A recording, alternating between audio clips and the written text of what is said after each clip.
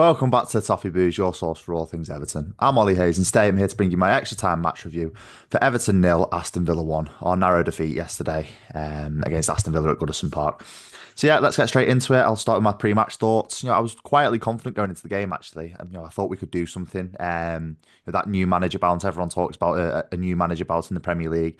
We've seen so many times this season, so many teams getting a new manager bounce. So I was quietly confident that we could follow suit and put in a decent performance. And obviously David Moyes named his first starting 11, which I thought was okay. It does just show the position we are in as a squad. There's not a lot we can do. Maybe he would have started Nathan Patterson. It would have offered us a little bit more going forward. But there was certainly no real complaints from me about the starting 11. It was clear that my starting 11 show was kind of right because he was going to set up in a similar formation to what I predicted. So yeah, I think, there was no complaints from me really. It just shows where we are as a squad and probably shows that we need maybe two or three bodies in the January transfer window. But, going into that first half, I thought we started okay. No team was better than the other in my opinion. Both teams had chances, a couple of individual mistakes here and there by both teams, which were letting both other sides, in for, big chances in the game. But I thought it was much improved from the Sean Dyche era. That's for certain.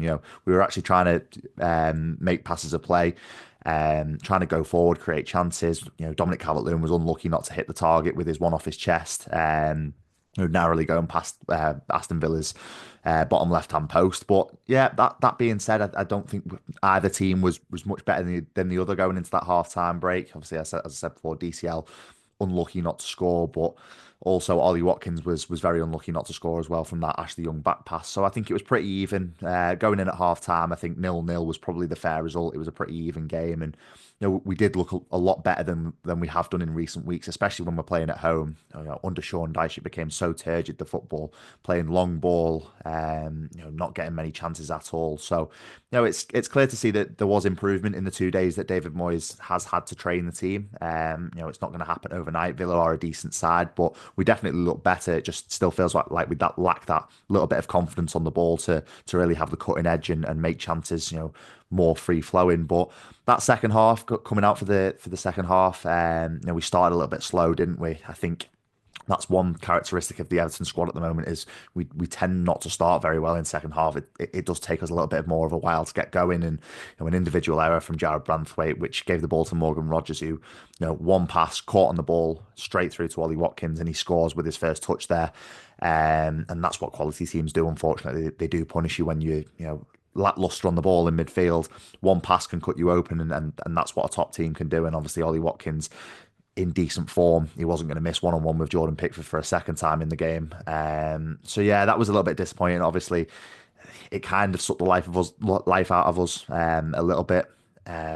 So yeah, it was probably disappointing to concede that early in the second half. But after this, we did try and get back into the game. There was a few chances here and there. It was a positive reaction from the players, in my opinion. But there were two big talking points in that second half. Obviously, after the Ollie Watkins goal, going 1-0 down, there was two major talking points in that one. And we'll start with the referee because I think the referee had a really poor game, in my opinion. Onana was lucky not to be sent off. I'm not too sure how you can get two warnings on a booking and not be sent off. That for me was baffling. And Arnold was very lucky to keep his place on the pitch, in my opinion. He should have been sent off.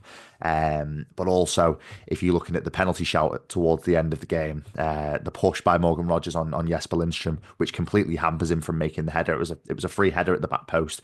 Obviously, you can't bank on Jesper Lindstrom hitting the target with it, but he didn't even manage to plant the header at all because of Morgan Rogers' push. So why there was no VAR check on that, I'm not too sure. Why have VAR if you're not going to check those kind of decisions? But yeah, I thought in general that the referee was very poor yesterday evening, and I think he looked a little bit out of his depth every single time a Villa player hit the floor. He was blowing his whistle. There was no real, control over the game. It was kind of like he was finding any little bit of contact and giving the foul Villa's way. So I thought he did have a poor game, and he was massively in favour of Aston Villa. But also the second big talking point of the second half is Dominic Calvert-Lewin's chance in injury time. Great work by Jesper Lindstrom to pick up from the ball. I think Tyrone Mings, it was a loose header from Tyrone Mings, and Jesper Lindstrom was quick on it to pick up the ball and square it to Dominic Calvert-Lewin, and it was a very, very big chance for the Everton number 9, and he didn't take it. It's a big chance that he's once again not taken. So, I think we can talk about it as much as we want about Everton going forward and creating chances, but that was a big chance there for Dominic Calvert-Lewin, and he didn't take it. So I don't really know what the best solution is going forward because we've got a striker who's bang out of form, bang out of confidence, doesn't look like he's going to score at any point in any game, and he has to score there, in my opinion. They're the kind of goals, and the point that we would have got if Dominic Calvert-Lewin hits the back of the net there. They're the kind of goals that keep you in the league and push you up away from a relegation battle. So whether Beto starts on Sunday against Tottenham, it remains to be seen. I'm not so sure. Obviously, many will know that Armando Broja is out for 12 weeks. So whether he's even an Everton player by the end of this window, that remains to be seen as well. But I think we need a quick fix and a solution to our striking woes very quickly because Dominic Calvert-Lewin, once again, missing chances last night. He has to step up his game or someone has to replace him and start hitting the back of the net very quickly and very fast. But still, obviously, it was a 1-0 defeat in the end after that Calvert-Lewin miss, but still there was many positives to take, I thought, and take into Sunday. Obviously, Moyes will have some more time with the team to implement some of his ideas and to implement some of his tactics. And if you're comparing that performance yesterday evening to a Sean Dyche performance at home, I think it was worlds apart. So definitely positives to take going into the Spurs game. Obviously, it's not the result we wanted in Moyes' first game back as Everton manager in his second tenure, but fingers crossed we can start building on those kind of performances and look at Sunday as a big opportunity to get 3 points at Goodison Park. But that is all from me today about my Aston Villa extra time thoughts. Let me know your thoughts in the comments about how we got on. Were you happy with how Moyes deployed the team? Obviously, with the hot topic will be about Dominic Calvert-Lewin, so let me know your thoughts in the comments about that. But that is all from me today. Make sure you like, comment, subscribe, and I'll speak to you soon.